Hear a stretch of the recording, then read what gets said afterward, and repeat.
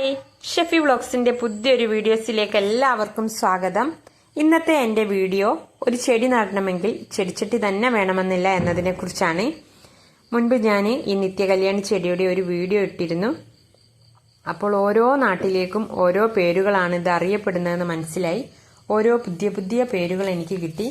അതിൽ ശവന്നാറി എന്നുള്ള ഒരു പേര് എന്നെ ഒരുപാട് വേദനിപ്പിച്ചു. ഇത്രയും ഭംഗിയുള്ള പൂക്കളുള്ള ചെടിക്ക് എന്തുകൊണ്ട് ആ പേര് വന്നു എന്ന് എന്നെ ചിന്തിപ്പിച്ചു.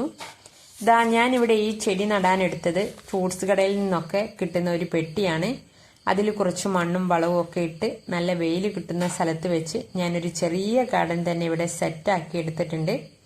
ഈ ഒരു പാത്രത്തിൽ വെച്ച് കൊടുക്കുന്നുണ്ടുള്ള ഗുണം എന്ന് വെച്ചാൽ വെള്ളം അധികം കെട്ടിക്കിടക്കുകയൊന്നുമില്ല. നല്ല രീതിയിൽ ഇവിടെ എനിക്ക് പൂക്കൾ ഉണ്ടായിട്ടുണ്ട്. ചെടി എവിടെ നട്ടു എന്നതിലല്ല, അതിൻ്റെ ഭംഗിയില്ലായ്മയും ആരും പറഞ്ഞില്ല. നിങ്ങൾക്കും ഇതുപോലെയൊക്കെ നട്ടു വളർത്താം.